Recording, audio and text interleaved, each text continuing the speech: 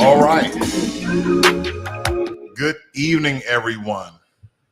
This evening, I thought there's a lot of information, personal information that I'll be sharing with you guys. And let me tell you, I don't know how this is going to go. I have a backup cigar, so we don't know how that's going to go. I have my YouTube iced tea, of course. I don't know which way this video is going to go because I'm going to reveal a lot of personal information about myself and my family, not like social security numbers, date of births. I wish I would. Um, but I've never done a video like this before, and it's kind of touching for me. It's quite touching for me because I'm gonna reveal some information that I've never shared with you guys before that I think may help some people that may have done what I've done, where I've neglected a lot of my lineage. I've neglected parts of my family. Just simply, sometimes it's being lazy, sometimes not trying to be overly emotional on different things. And I'm still setting up here, so bear with me. But I believe this may help some people to go out and connect the dots, so to speak, because we use platforms like Ancestry.com, 23andMe, and I believe that these websites can be very helpful. I believe there's some Black owned and also African DNA genealogical websites you can go to connect the dots. But a lot of people are on 23andMe. So I started off with 23, excuse me, I'm sorry, and Ancestry.com. I started off with Ancestry.com back in 2016 when I wanted to look for my father. I wanted to find who my father was. I know for a while I've lost track of my own son by being in the military and situations with, me and his mom. And so that kind of motivated me to go out and find my father again, because back when I was around 34, I'm 43 now. Back when I was around 37 years of age, I told my uncle, I said, "Hey, Unc, I want to speak to my dad. I want to find out who he is. I want to see what he looks like." And so he said, "Yeah, he still lives in DC." So he went and got my father's number. And when I called my father, he said, "Who is this?" Because his name is Raymond Ross. My name is Raymond Ross. I said, "This is your son, Raymond Ross." And here I am at the age of between 34 and 37, I believe. He said, "Oh, hey, baby boy, how you doing?" I'm like, "I'm doing okay." He said, "Just to let you know, you have a brother."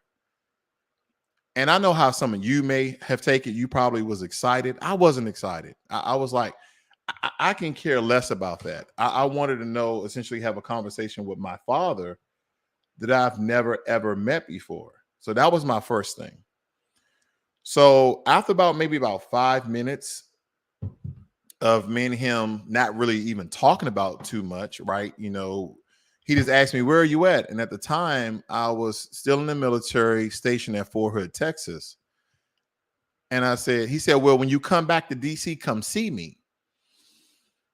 And it made me very angry because I'm like, "You haven't seen your son, right? The last time he saw me, I was a baby. So he doesn't know how I look. He doesn't know my personality, my physical traits. He has no idea." He didn't say, "Send me a picture." He didn't say anything. He said, "Hey, when you get back to DC, come visit me." And I guess with my mindset, I'm thinking, you have a son out there, you're not willing to break your neck to go meet and greet your son. Because I know I did. I know I would. I've been going in debt to, meet and greet my son when we kind of lost touch when he was around between the ages of 4 and I believe 8, almost 3 or 4 years. I lost touch with my son because of situations with his mom and I. But nonetheless, he said, call me back on my house phone because at this time, my cell phone only has minutes. I said, okay, gives me his cell phone number. And then I call his cell phone. He doesn't answer. And I call back. He doesn't answer. So I wait 2 hours and I call him on his house phone again. And he answered. And I said, hey, this is me. He said, oh, I'm busy right now. He said, call me back. I said, no, you call me back. So when we hung up the phone, I deleted his number. And the reason for that is because I wanted to make sure when he said that he would call me back, because either putting me off twice, I want to make sure that I wasn't putting my heart out there to be stepped on over and over again. Because you would think after 30, let's just go with 35, after 35 years, you'll be looking for your son, but your son is looking for their father. And this is the way things have been for a very long time. And see, ladies, I'm going to point out to the ladies, I'm going to kind of do a one-off. You ever think that something is wrong with the guys you're dating, with long-standing issues they have, whether it be psychological or emotional? It could be because they really want to know who their dad is and they never met their dad, especially if their dad is alive, like mine.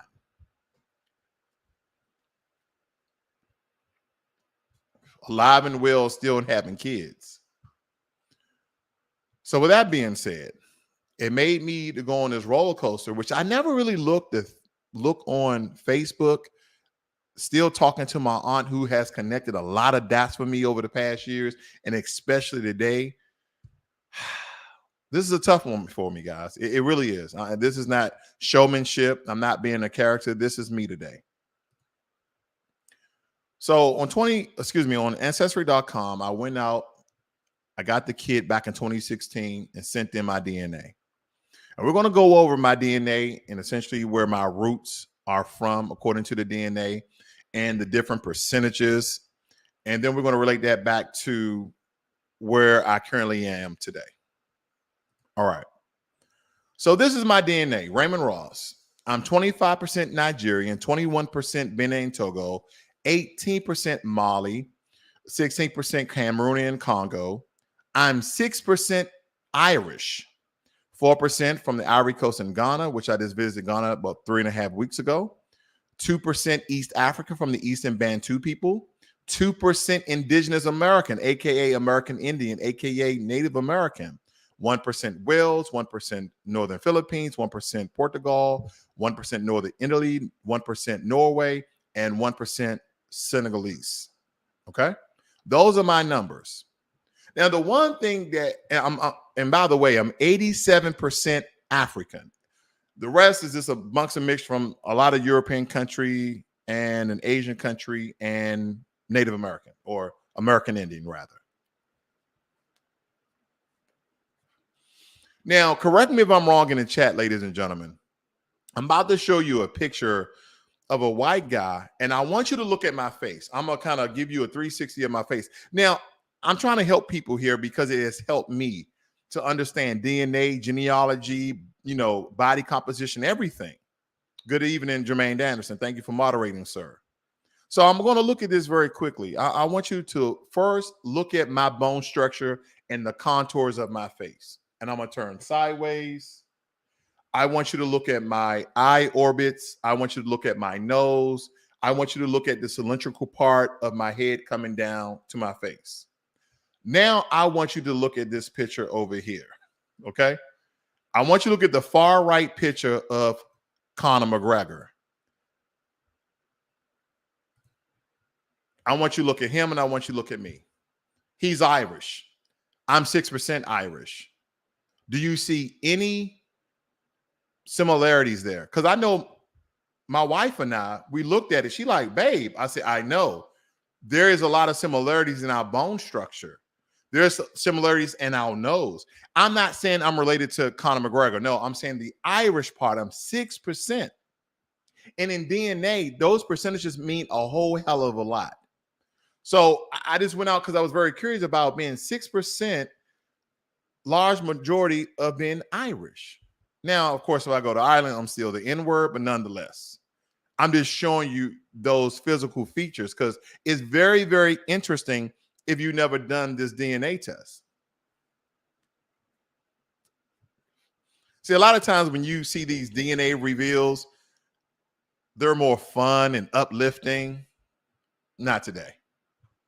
So as I went down the different percentage of the different parts of Africa, Europe, Asia, and America that I'm from, then I wanted to know essentially where did my people come to when they reach the Americas?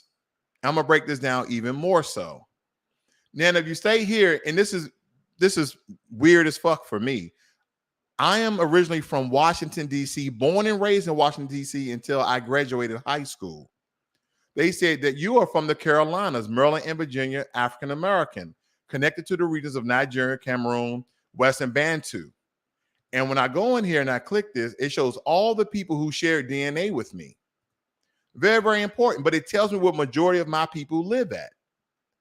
And this became more revealing as I started to research and go down the line.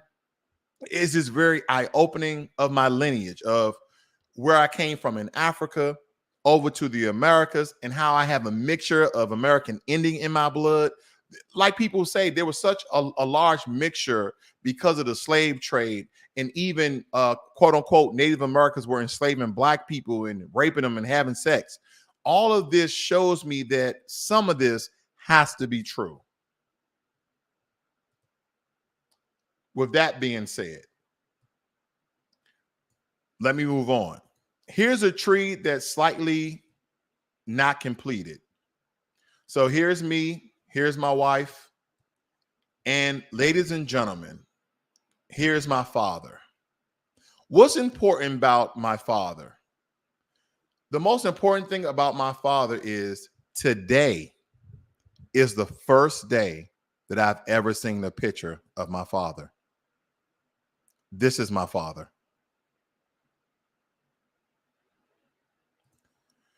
My aunt has confirmed it. My uncle has confirmed it. And the DNA has confirmed it, that this is my father. And this is the first day I've seen him. This is the first day I've ever seen a picture of this man. Now, I'm trying to blow this picture up of my mother. So give me a second here, family. And this is my mom when she was around 14 years of age. This is my mother. I know the picture is blurry. It's a very, very old picture. So you see where I get the dark melanated tone from, right? And me and my mom almost, we look definitely alike. So I definitely know that's my mom, of course, with the DNA as well. Well, her DNA is not on there because she died when she was 30 and I was 12 years of age. Then I was connecting the dots of my grandfather and grandmother and put their information there as well. And then what Ancestry.com does, anyone else that have taken their DNA test, they load it inside the system and start to link people who have similar and a similar DNA and RNA sequencing matches, meaning that you guys share DNA and that you are family, that you are related, because we understand that DNA is unique to the person. So if you have any percentage of DNA matching with somebody, you are their family. You are related to them in some form or fashion. So I went down this whole list, and this lady right here, Nikki Taylor, that I've never met, and it's probably on my father's side, because when my father abandoned my mother and I for various reasons, because supposedly reports came out, allegedly he was abusing me before the age of 5. And that's why I never got a chance to meet him. There was a court order on him, and that he could not keep in contact with me till the age of 18. So a lot of things I totally understand. But that doesn't negate the fact that the age of 35, when I contacted him, from what I can tell, he never called me back. He didn't want to have nothing to do with me.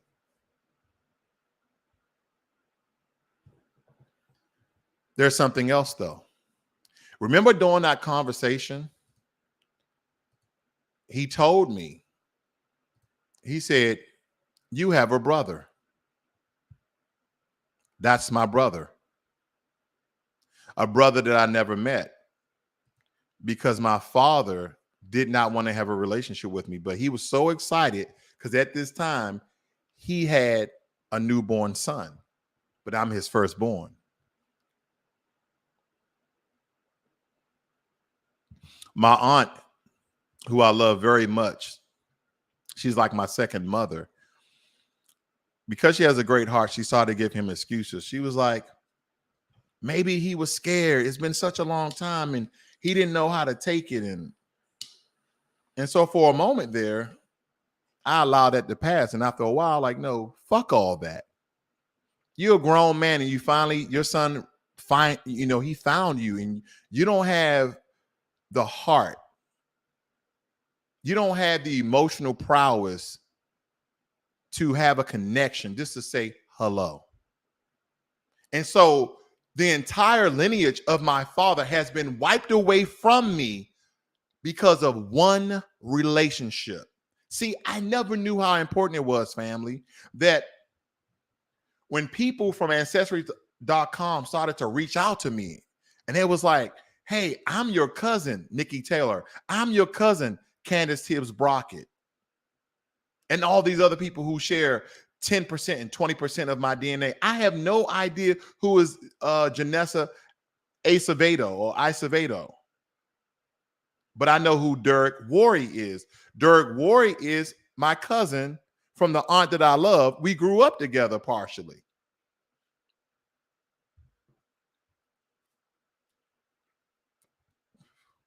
Your lineage is important.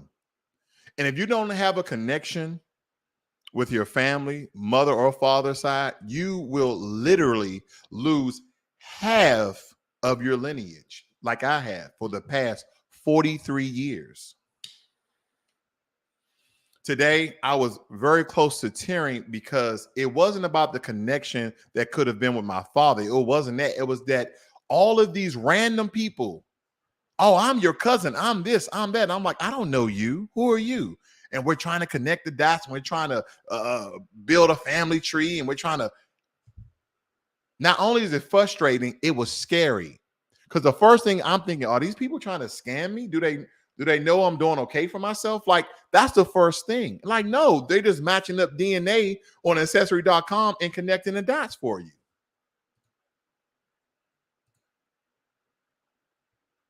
So I went to my father's Facebook page.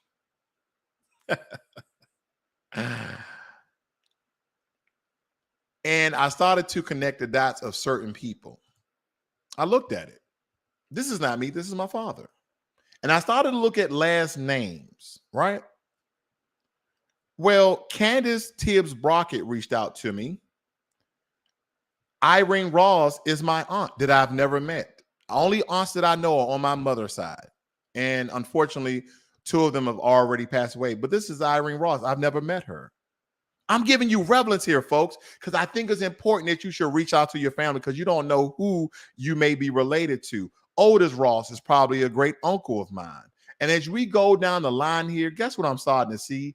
Anthony Tibbs is on my father's page. So who in the hell are the Tibbs family? Yeah, this is not one of those happy-go-lucky, oh, I'm mixed with African. No. I'm finding my family. And when I started thinking about the relationship my father and I could have had 8 years ago, I would have known all these people by now. I would have built relationships with these people. Let me continue. And I'm looking at all of these people and I'm like, okay, some of these names I don't understand. I see Anthony Tibbs, Curtis Ross, a great uncle of mine. And I'm looking through these. Leon Ross. Guess who knows Leon Ross? My aunt that told me that, yeah, this is one of your uncles. Years have gone past, and I've never really asked my aunt because I said, Aunt Renee, I don't want to know nothing about that. She was going to tell me this stuff years ago, I'm pretty sure. But I was so distraught from the disconnection of my father and I didn't want to know none of this. But again, I cut off my lineage, I cut off my heritage, I cut off my history because I was in my emotions, all because of one man. See, I let one man decide my relationship between my other family members. And those are years lost. So now I've reached out to them on Facebook to kind of build that family tree, to see what else am I missing. And that's why I'm telling you guys, if you don't have an ancestry.com, and this is not sponsored by them at all, or 23andMe, get one of these accounts and see who else that you may be related to. Let me continue here because I want to show you some other family members. Sherry Ross, supposed to be an aunt of mine. John Tibbs. Again, don't forget about Candace Tibbs, the one who reached out to me. I'm just scrolling down, family, because I want you to see this. There was a lot of names. Here's another John Tibbs. Christina Ross is probably an aunt or a cousin of mine. So I believe you see the relevance and what I'm getting to. Because I'm going to show you something here that when these people reached out to me, and again, I told you I'm getting very personal because I don't want to bullshit you here tonight because this really touched my heart. It really touched my heart, and I want you guys to be touched as well because a lot of us, because of trauma of one family member or maybe two family members, have disconnected you from your family members that you could have had a relationship, probably from your mother's side or your father's side. I know how it is.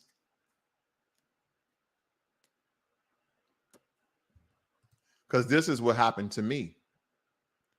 I believe like something was stole from me, but I will have to say, should I take partial blame, family? Should I take partial blame because I gave him he knew my number. He said he was going to call me back, but I deleted his number and he never called me back? Or should I have kept his number and kept pressing him? Should I have done that?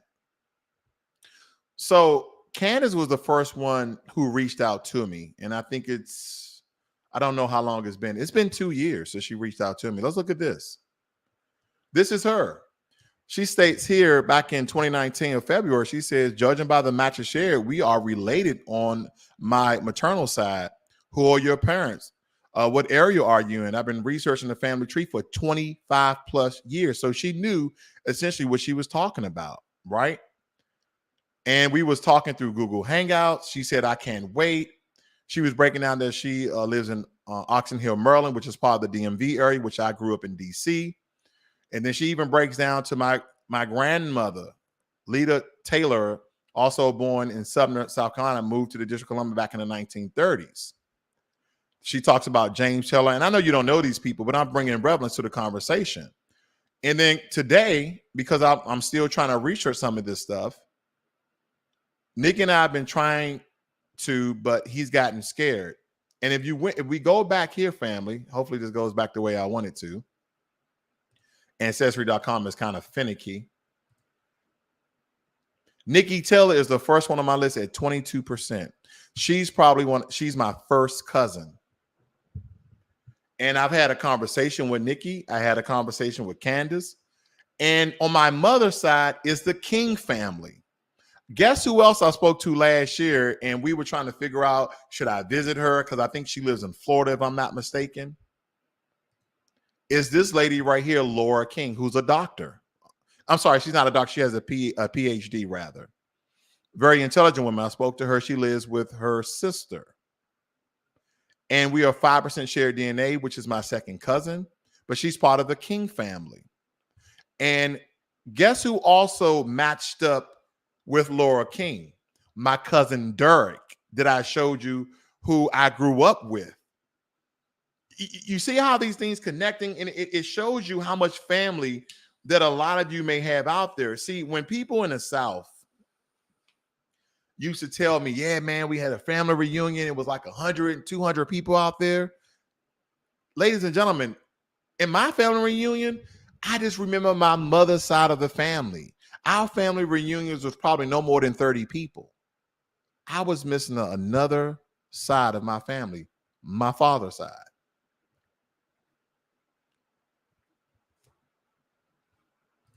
My father's side. Do I feel robbed? I'm not going to lie to you guys. I feel robbed. I feel like there's a lot of life that I missed out on. And it's funny to me because when I look at my family and I look at certain people like my grandfather, we have similarities. This is my grandfather. His name is Frank King.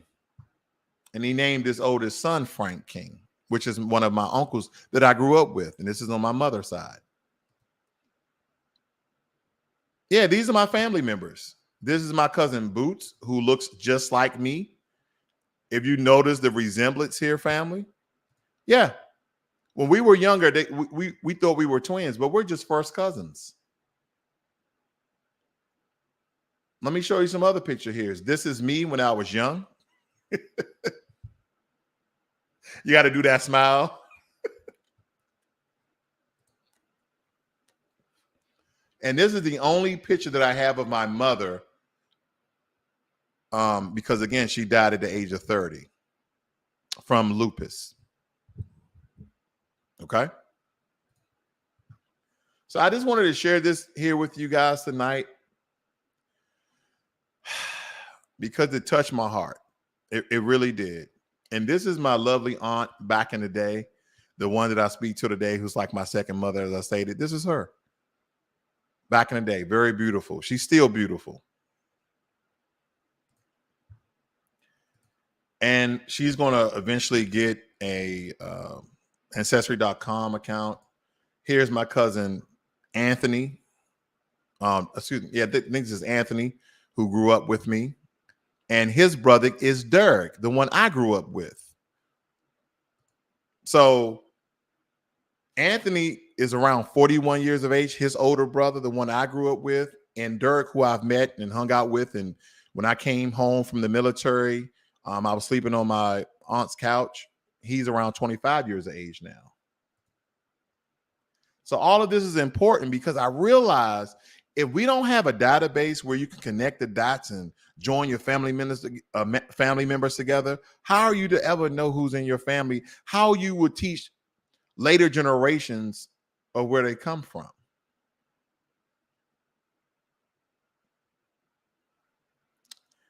I'm looking at these pictures.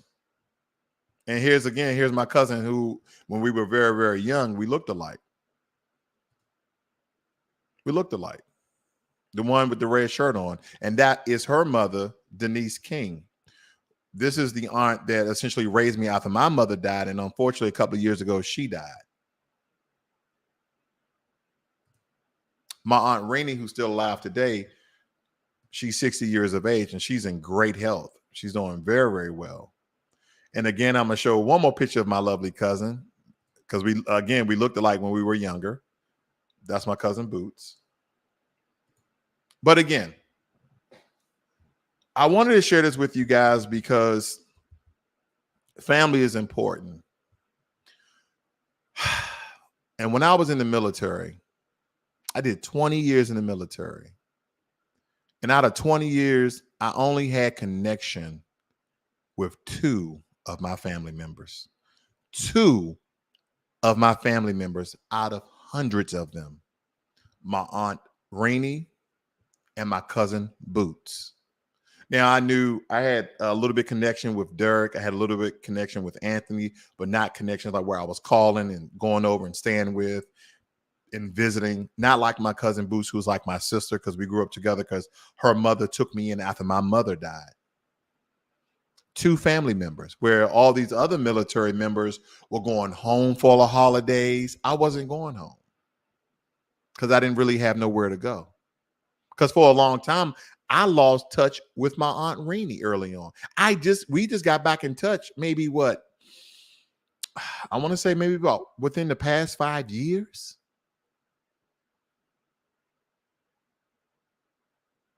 So for a long time, family, I didn't have family.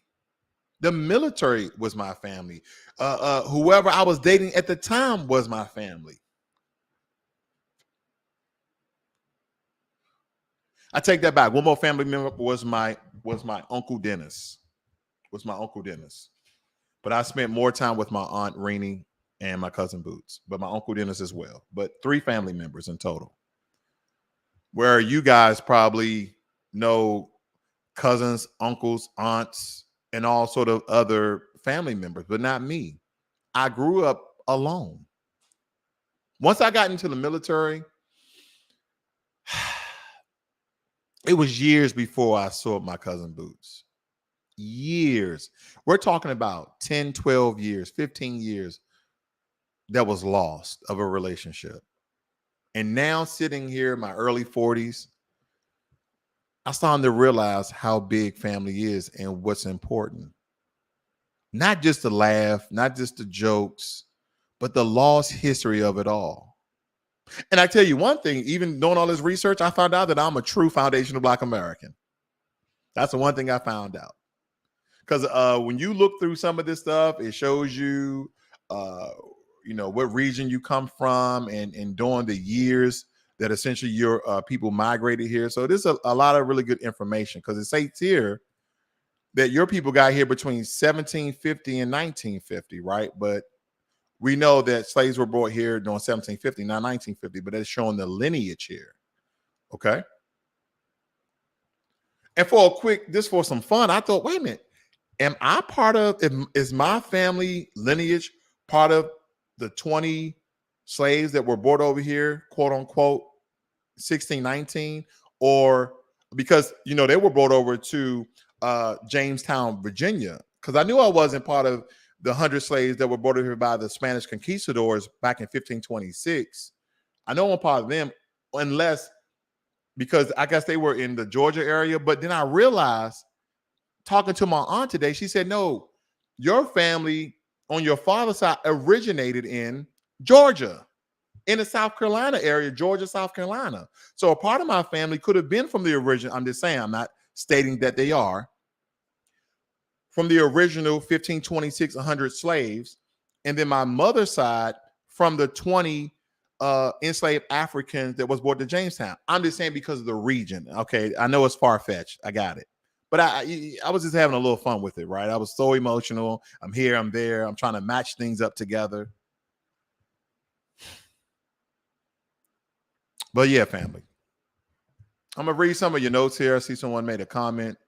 We see Steve Bryan. He states, hey, brother, it's a lot of us in our generation, particularly that have that experience, including myself. That boomer generation really made a mess and now have the nerve to talk down on younger ones. Oh, wow. That went somewhere else. I definitely would say, I hate to say father, but my sperm donor, until he's my father, he didn't speak down. I feel like he avoided the situation totally.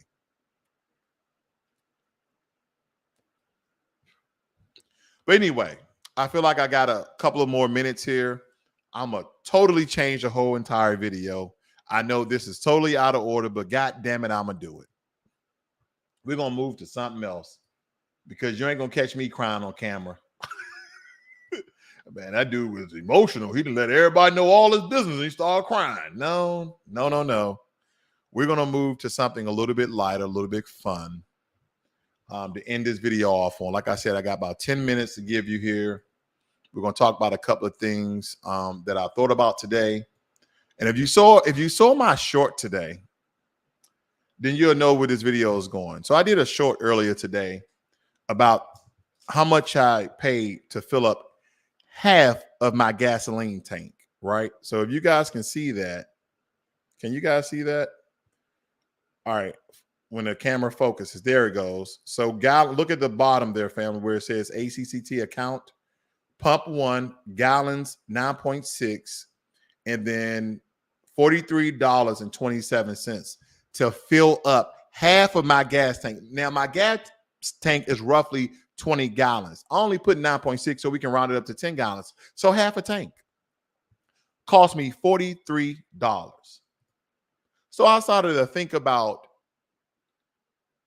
can we unban Russia to get some of that oil? Because now India and China, they having the times of their life because they're getting cheap oil because Russia don't have nobody else to sell with. So they have an influx of extra oil and they're willing to sell to anyone at any particular price. And the same people that we cut off ties to, Venezuela, now we're going back to them like, Venezuela, we know that you guys by country have the largest oil reserves. Can we get a couple of gallons, please?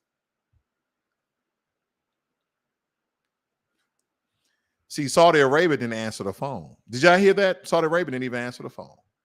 They're like, nah, bro. Because Saudi Arabia is the second country with the largest oil reserve. They're like, nah. Because they're messing with the prince or one of the sheiks over there. So they're like, no, we're not playing that game. But Venezuela, they answer the phone. They say, oh, you put sanction on us. You try to dethrone one of our presidents. And now you're in a pickle. Now you want some more. Good job, America. Good job. So now millions of America are suffering at the pump. And what people do not understand, last year, inflation was at 5.4%. This year, inflation at 7.8%. And guess what, ladies and gentlemen? Inflation will still go up because gas drives the economy. To get that fresh asparagus you want, to get that Whole Foods special that you go and get all your produce and meats and all this, that, and the other. Guess who's bringing in that food? Truckers. Guess what truckers use to fuel their gas tanks? Gas.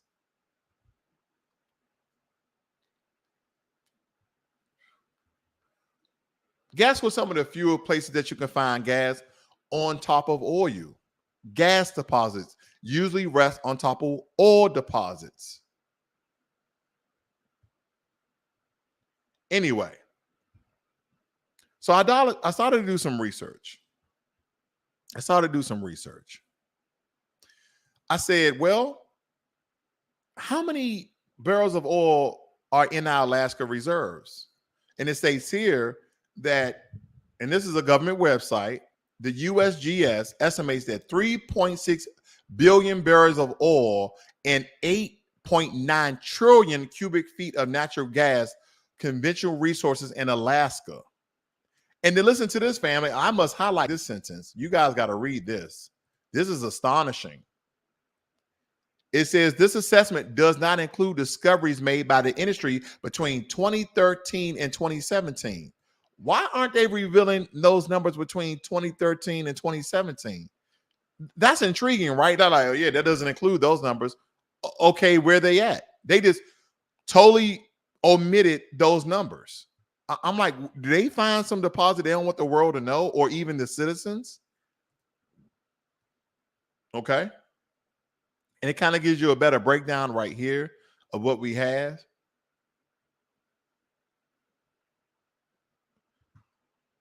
Because the question is this. If you guys do a quick Google search, you'll see that America's the number one producers of oil and the number one users of oil. Don't get that confused with the oil reserve. That doesn't mean we have the most oil. We just produce more oil. A lot of these countries like Venezuela, Saudi Arabia, Kuwait, Qatar, they hold on to their oil. They understand the worth of their commodities. And this is why the West, a lot of Western countries, because there's not a lot of oil in the West. There's not a lot of oil in America, even though we're number 11 on the list. There's not a lot of oil in Europe. That's why they have to get most of this from Russia. Because we understand that Russia supplies Europe with 41% of their oil. This is why the West is rushing to renewable fuels, right? Green energy, so to speak. So I just want to show you very quickly, according to a 2016 study, which they don't have any more relevant numbers out, of the countries with the largest oil deposits. We see here that Venezuela, number one, at what, 300 trillion something barrels of oil. Saudi Arabia, Canada is number three. Canada is number three. I don't know why we're not getting oil from them. Iran, Iraq, or maybe we are. Kuwait, United Arab Emirates, Russia, Libya at number 9. Nigeria at number 10, America number 11, Pakistan at number 12. Then you have Qatar, China number 14, and Brazil at number 15. So if you notice, most of the warm climate countries have all the oil, except with the exception of Russia and Alaska. And I just started to think, well, you guys ever thought, have you heard anything about Antarctica, right? The place that's inhabitable to live, which is the seventh, or out of the continents we have, they always name it number 7 for some reason, because nobody lives there. But there are a lot of researchers and scientists in Antarctica from all countries around the world, because no one has claimed Antarctica. Antarctica is one of those last frontiers for every country to essentially put claim to. But there's researchers there. I'm like, well, you guys studying ice, glaciers, global warming, polar bears? What are you guys studying? And it dawned on me, why don't you just look it up? There are known results. There are known reserves of oil and coal, as well as mineral deposit in Antarctica. Although detailed knowledge of these mineral deposits is sketchy, in the last 50 years of scientific research, no large deposit of mineralized rocks have been found. Is that so? But you didn't tell us that there's oil reserves there, but it's sketchy. Then you say, in the same breath, rocks in Antarctica have been suggested to contain oil or gas. So if it has oil, most likely it has gas. Even if this was the case, no drilling has taken place to find any. No drilling has taken place to find any. It's unlikely that they could be exploited commercially. Reliable authorities have estimated that it will cost over $100 per barrel to get oil from Antarctica. That doesn't matter. That doesn't matter, because I know that oil is over $100 per barrel right now. And see, if you notice, a lot of us don't complain about gas when oil barrels are around $50 to $55 per barrel. That's what we're not understanding, family. That is what we're not understanding. That is what we absolutely need to define. So I said, well, we have oil reserves in Alaska. Why can't we use our oil reserves? And some of you would say, well, they're reserved in case we run out, right? This is how we're going to essentially use oil. Oh, okay. Okay. And so me and a buddy of mine, military buddy of mine, we were talking. We were like, well, how much oil do we have in Alaska? Right? And we don't have that much. According to this, the United States has proven reserve equivalent to 4.9 times its annual consumption. This means that without imports, okay, key word, without imports, there will be about 5 years of oil left. That means that if we stop getting oil from countries like Russia, like we have, we start getting oil like we have with Saudi Arabia, we stop getting oil from countries like Venezuela, like we have, and that's why we're trying to build that connection again. We only have 5 years of oil left.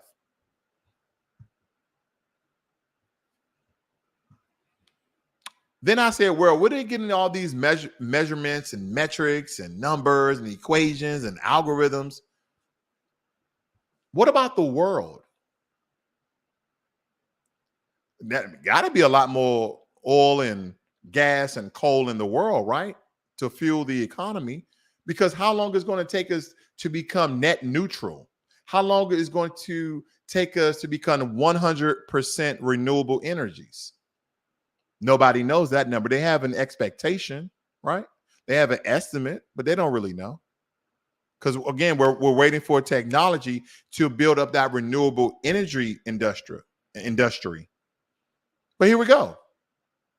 The world has proven reserves equivalent to 46.6 times its annual consumption levels. That means if you look at the total consumption levels annually for the entire globe, they have 46.6 times the amount.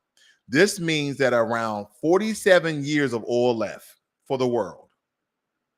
Then it states down here, it gives you a number. So I'm just going to say between 46 and 53 at the current rate of production.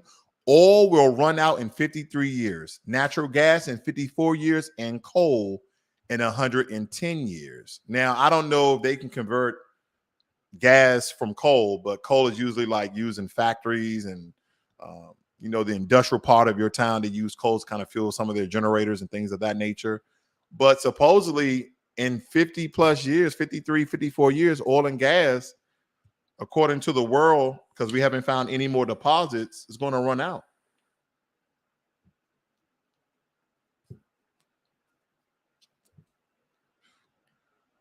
Here's my question. If you guys looked at my other video when I was talking about some quick gas tips, I told you how natural gas is the power behind generating electricity for your home. Now, granted, I don't think I'll be around in 53 years. I may, if I'm blessed, I'll be around 90-something years of age. But my kids won't have any gas or oil. So I'm pretty sure within 53 years, we're going to be 100% net neutral, 100% renewable energy sources, because we can't continue to live in an economy where your gas is almost equivalent to the amount of what you pay in a month for your groceries. It was a guy at the gas station today, and he had a pickup truck. He said, man, for a half a tank, and I'm using regular, he said, it took him $55 to fill up. And this is Texas. Texas is one of, or not the oil giant in America. So if you were paying like today, I was paying $4.50 per gallon in Texas. That's a real receipt, ladies and gentlemen. You see that price? $4.50 per gallon. And I only got around 10 gallons. I see we got Rocket Man in here. Good evening to you, sir. Jermaine said, I hear the Rothschilds own part of it. Of course, you know they own part of the entire world. MG says, peace. Google the Keystone XL pipeline, and that's which Biden shut down last year, which is slowing the production of oil. I know exactly what you're talking about. He said, have you considered investing in an electric vehicle in the future? See, MG, let me educate you, brother. Let me educate you. And I talked about this. And going electric doesn't help the economy. Not right now. Because we're not dealing with solar panels, right? On a large scale. You got solar panels on your homes, and that's about it. Now, there was a Nigerian fellow who invented a car that runs on solar panels. He'll be okay. A lot of sun in Nigeria, in West Africa, a lot of sun. That's where my people come from. Because you can tell the dark melanation, a lot of sun. But with that being said, what does it take to generate electricity? It takes natural gas. Where's natural gas found at? On top of oil deposits. Now, there's been some gas deposit that was found without oil being present, but very, very few. It's the way I thought of it, and you guys may not laugh. I'm just a silly dude, but no, I thought about like when you eat food and it's digesting and it essentially wasn't good for your digestive tract and your stomach started to boil, that's the oil. And then you start passing gas. And I think it comes out in the form of methane, but nonetheless, you get what I'm talking about. It's like, if you don't eat, you don't have gas. If you don't have oil, you don't have gas. That's the way I look at it. Just a thought. But yeah, man, it doesn't matter, big dog. It doesn't matter, MG. You really find natural gas on top of oil deposits.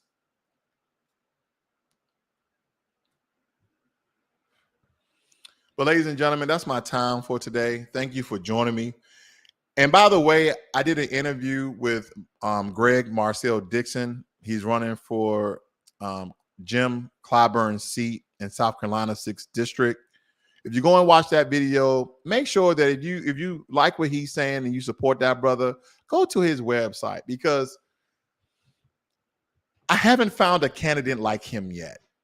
Not in these day and times, where he's talking about reparations first for foundational Black American, aka freedmen's, those descendants of American slavery. I'm not even in South Carolina, and I went to his website and I donated money because we need somebody in Congress that give us a voice to push this forward, because the Congressional Coon Caucus has done nothing but give immigrants everything they wanted and underserved, quote unquote, people of color. And believe me, when you talk about people of color, if Black people was last, where do you think we at now? In the same position. You guys have a great and wonderful evening. Don't forget about the ancestry part of the video as I change and shift. You guys have a good night.